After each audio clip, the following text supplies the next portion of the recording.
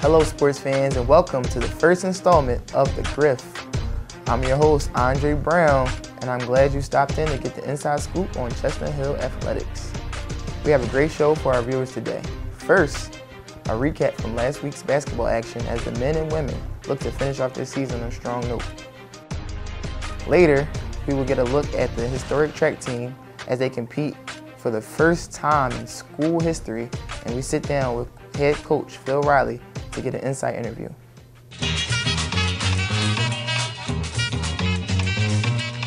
What a dominating performance by Chestnut Hill in the first half of this game. Noel Hightower comes up with the big block and starts this game off the right way. And Jakeem Bogan is able to knock one down from 3-point range, then finds Walk on the outside. He's able to knock that one down from deep. And Chestnut Hill was rolling, ties the game up at 6. Bogans gets this one in the corner and knocks it down. 2 for 2 in the first half for Bogans from behind the arc.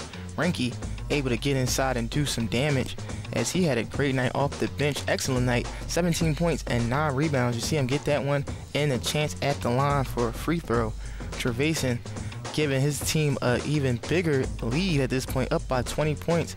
But it was not over. Nyack fighting back, Moore getting inside, dropping that one down. In the second half, things started to change. Nyack fighting back, gets the steal, and then on the other side, Samuel's able to convert. Chestnut Hill still in the lead, but Nyack fighting back now at this point. The Griffins get inside. Bogans drop that one in from short range. And then there he goes once again from behind the arc, knocks this one down from deep. And he was definitely feeling it from behind the arc. 3 for 3 at that point in the game. But Nyack still fighting. Roberts able to get inside and drop one down. Then the big block comes from number 25, Nick Moore, transition. And then it started to rain on the Nyack side of the ball as Hampton able to knock that one down from deep.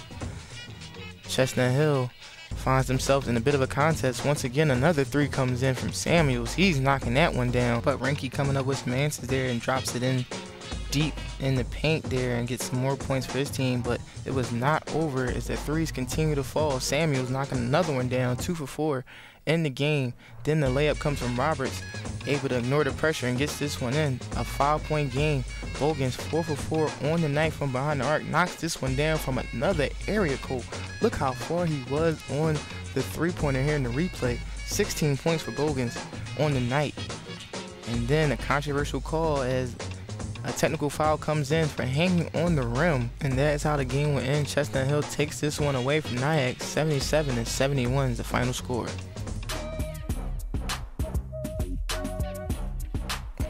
What an amazing overall game by Chestnut Hill ladies. They were able to take this one away in great fashion in the first half. A 21-point lead at one point. Gronkowski sees the 3, knocks that one down from behind the arc. Fielder finds Greenwich. Greenwich knocks one down from behind the arc, and Chestnut Hill was just rolling in this game. But watch the defense here by Fielder, able to get in front of this fast break, stops it.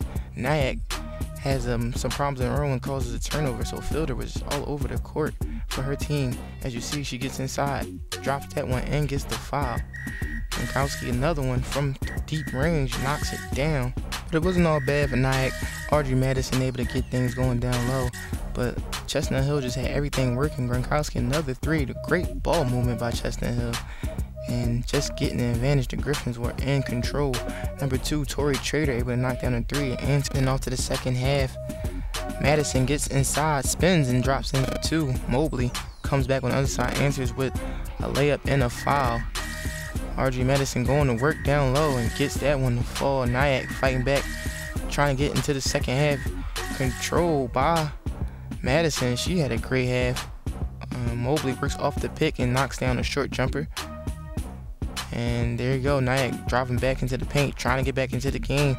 Gets a steal, and then a fast break opportunity. Harrison able to knock that one down. But it was all Chestnut Hill. They continued to score. Greenwich hits a 3, and a great night off the bench for Shayla Fielder, number 32. She had 15 points, 3 steals, and 2 assists. There goes one of her steals, and she caps this one off with an assist to Mobley, and she knocks the short jumper down.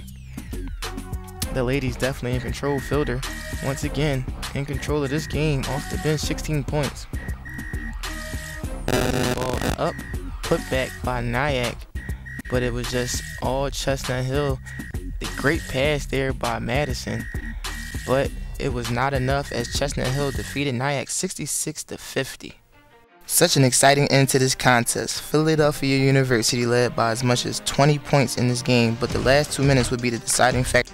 Nick Christian able to get this one in despite the shot clock expiring. Chestnut Hill upset about that call, but it does go in. 4-point game for Philly U. Then a foul. Seamus Rankin goes to the line, splits the free throws, and Chestnut Hill down by 3. Then a takeaway by Walk gets this one up to Jakeem Bogans. He lays that one in for 2. Chestnut Hill trails by 1 now.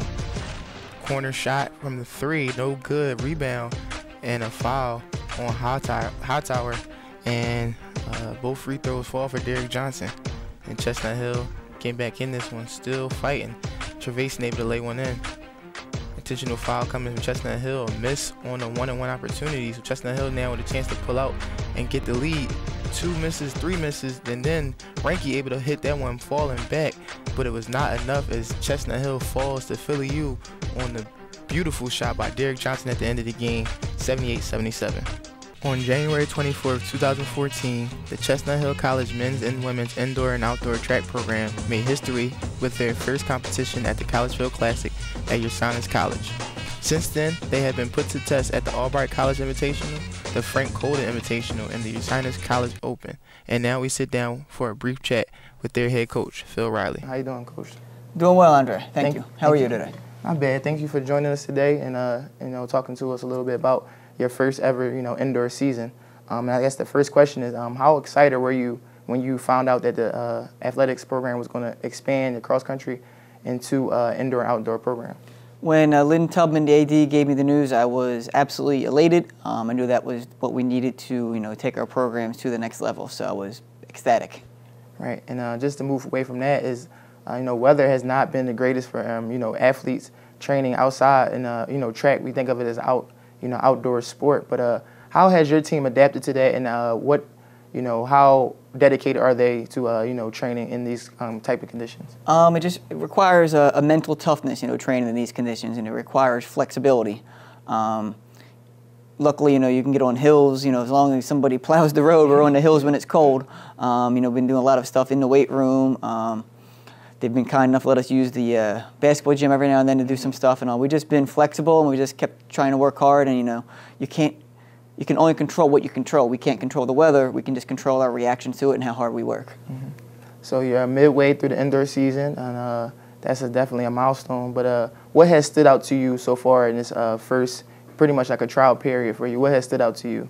I guess what stood out as a whole has just been the athletes' willingness to compete and to try different events and to really, just go at it with full passion and just going, doing the best they can in whatever we're doing. And what has been the biggest key to this point for your team? The biggest key to this point is just going there and just competing and just, laying it all on the line and really having a togetherness. I know our captains, Adrian Adams on the men's side, Manny Purcell, and Trevor Phelps has really worked at bringing the whole team together, as well as the women's captains, Rachel Barnett and Dana Claplata. They've worked at really trying to create a sense of unity, which I think will help go a long way. Right. And the last question would be, what is the future for Chestnut Hill indoor-outdoor track program as well as cross-country? What do you see in the future? I see it as getting better and better. My goal is for us to eventually become a elite, powerful program, not just in our area, but in the whole region and hopefully beyond one day. All right. Thank you, Coach. Hope to hear more about your season. And thank you all for tuning in and watching us. That's all for the first installment of the Griff. To make sure you get all the up-to-date stats and scores for Chestnut Hill College Athletics, please visit us on the web at www.griffinathletics.com. Or look for us on Facebook, Twitter, and Instagram. I'm your host, Andre Brown. Until next time, let's go Griffins!